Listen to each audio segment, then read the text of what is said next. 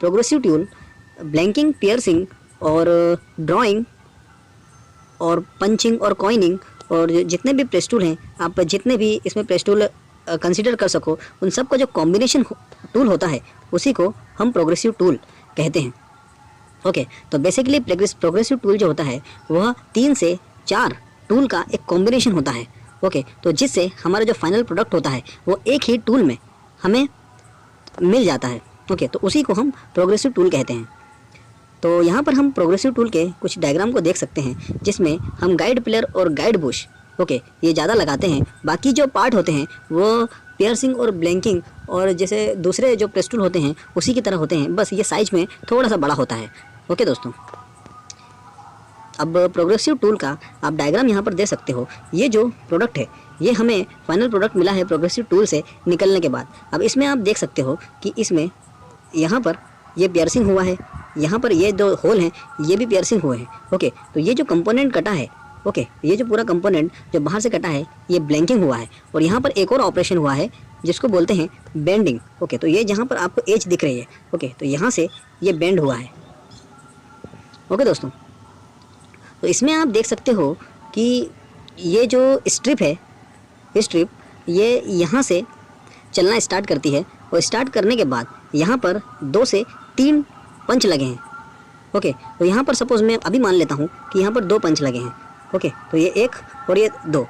तो यहाँ से जब हमारी स्ट्रिप गाइड से होती हुई जब सीधे पंच की तरफ, डाई की तरफ आती है, तो उसके बाद जो पहला स्क्रैप होता है, पहला जो कंपोनेंट होता है, तो पहला कंपोनेंट को बनने के लिए 2 पंच की ज़रूरत पड़ती है। उसके बाद जब पहला कंपोनेंट जो तैयार हो जाता है उसके बाद हर कंपोनेंट में आपको केवल 1 ही पंच की ज़रूरत पड़ेगी। ओके, तो उसके बाद ये एक ही ऑपरेशन में एक कंपोनेंट पूरा फाइनल प्रोडक्ट हमारा निकाल देता है। ओके, तो यही है प्रोग्रेसिव टूल। अब प्रोग्रेसिव टूल को समझने के लिए हमें स्ट्रिप लेआउट को समझना बहुत ज़रूरी है, क्योंकि फाइनली एक स्ट्रिप का यूज़ करते हैं हम किसी भी प्रोडक्ट को बनाने के लिए। अब अगर मास प्रोडक्शन होता है किसी कंपोनेंट का, तो मास प्रोडक्शन करने के लिए, उस फाइनल प्रोडक्ट को प्राप्त करने के लिए हमें उसका स्ट्रिप लेआउट बनाना पड़ता है। अब सपोज़ कि कोई जो स्ट्रिप है वो सपोज़ कि हमें 50 कंपोनेंट चाहिए, तो 50 कंपोनेंट हमें चाहिए 5 mm लेंथ के और 5 mm विड्थ के। तो उसके लिए हमें कितना मटेरियल चाहिए और कितनी विड्थ की और कितनी थिकनेस की स्ट्रिप चाहिए। अब सपोज़ थिकनेस उन्होंने पहले से दे रखी है कि थिकनेस हमको चाहिए 2 mm। ओके, अब सपोज़ मुझे 2 mm की थिकनेस का प्रोडक्ट चाहिए और मुझे 50 प्रोडक्ट चाहिए। ओके, और 50 प्रोडक्ट रिक्वायर्ड हैं। ओके, अब 50 प्रोडक्ट अगर मुझे रिक्वायर्ड हैं और 2 mm की थिकनेस है, तो मुझे शीट की लेंथ मुझे कितनी लेनी पड़ेगी कि मेरे 50 प्रोडक्ट निकल जाएं। ओके, यूटिलाइजेशन फैक्टर के साथ। अब यूटिलाइजेशन फैक्टर क्या होता है मैं बता देता हूँ कि जो शीट होती है, अब सपोज़ मेरी पास 50 मीटर की शीट है। ओके, अब उसमें से मैं कितने कंपोनेंट निकालता हूँ, कितने कंपोनेंट निकालने के बाद मेरे मटेरियल का कितना यूटिलाइजेशन मैं कर पा रहा हूँ कंपोनेंट बनाकर, मतलब जो स्क्रैप है वो 30% से ज़्यादा नहीं निकलना चाहिए। अगर 30% से ज़्यादा निकलता है, ओके, और 70% हमारा यूज़ हो रहा है, तो हमारा जो प्रेस टूल का जो डिज़ाइन है, प्रोग्रेसिव टूल का डिज़ाइन, वो सही है।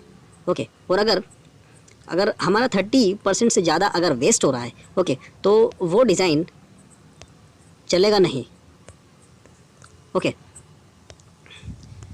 तो अभी देख लेते हैं प्रोग्रेसिव टूल के लिए हमें स्ट्रिप लेआउट बनाना पड़ता है। अब स्ट्रिप लेआउट बनाने के लिए सबसे पहले हमें देखना पड़ेगा कि उसमें कितने ऑपरेशन हमको लगाना है।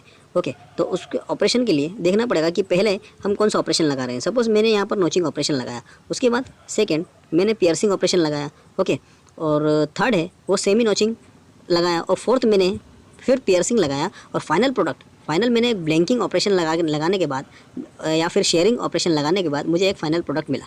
ओके, तो इस तरह से हमारे स्ट्रिप लेआउट में ये सब चीज़ें होती हैं। अब उसके बाद इसकी हमें कैलकुलेशन करना पड़ती है स्ट्रिप लेआउट की। तो कैलकुलेशन के लिए हमें ये एब्रीविएशन याद करना पड़ेंगे।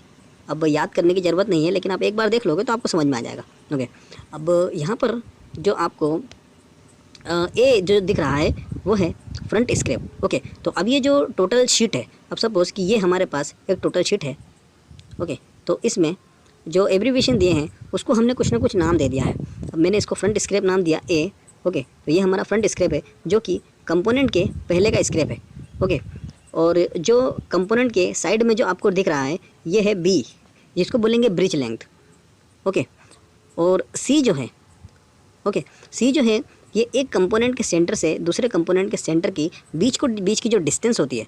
ओके, एक कंपोनेंट से दूसरे कंपोनेंट के बीच की जो डिस्टेंस होती है वो है सी। ओके, तो इसको हम पिच लेंथ भी बोल सकते हैं। और जो एच है वो पार्ट की विड्थ है, हमारे जो पार्ट है, हमारा जो कंपोनेंट है उसकी विड्थ कितनी है वो एच से डिनोट करेंगे। ओके, जो एल है वो पार्ट की लेंथ है, length of the part. Okay, जो विड्थ है उसको हम डब्ल्यू से डिनोट करेंगे, और जो पार्ट की थिकनेस है उसको हम टी से डिनोट करेंगे। ओके, स्मॉल टी से। और जो टोटल हमें कितनी रिक्वायर्ड हमको जो शीट चाहिए, ओके, शीट की जो लेंथ है उसको हम कैपिटल एल से डिनोटेड करेंगे। ओके, अब उसके बाद हम देखते हैं कि उसकी कैलकुलेशन किस तरह से करते हैं। तो ब्रिज निकालने के लिए अगर हमें ब्रिज लेंथ निकालना है तो b is equal to 1.25 into T. अगर जो पिच लेंथ है दो कंपोनेंट के बीच की दूरी 2 इंच से अगर कम होगी तो हम b is equal to 1.25 into T, T है यहाँ पर thickness of the sheet. Okay, और अगर b is equal to 1.5 into T का यूज़ अगर करेंगे जहाँ पर टी शीट की थिकनेस है तो जो पिच लेंथ होगी वो 2 इंच से ज़्यादा होगी। ओके, अब उसी तरह से पिच लेंथ निकालने के लिए हम लोग इस फॉर्मूले का यूज़ कर सकते हैं कि C is equal to L plus B. Okay, उसी तरह से हम लोग विड्थ निकालने के लिए भी यूज़ कर सकते हैं कि W is equal to H plus 2 into B, मतलब 2 इंटू ब्रिज लेंथ। ओके, और फ्रंट स्क्रैप निकालने के लिए भी हम लोग इस फॉर्मूले का यूज़ कर सकते हैं। ओके, तो ये कैलकुलेशन के कुछ फॉर्मूले हैं जो आपको यूज़ आ सकते हैं प्रोग्रेसिव टूल को डिज़ाइन करने के लिए। ओके, अब उसके बाद एक प्रोसेस सीक्वेंस देखते हैं।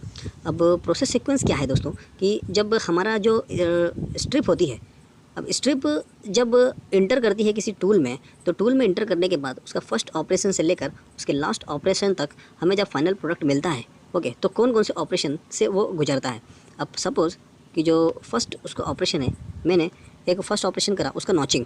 ओके, सेकेंड मैंने उसका करा नेबलिंग, और थर्ड करा मैंने शेयरिंग, फोर्थ करा मैंने उसका पियर्सिंग, और फाइनल मैंने एक ब्लैंकिंग करने के बाद एक फ़ाइनल प्रोडक्ट निकाला जो कुछ इस तरह का दिखेगा।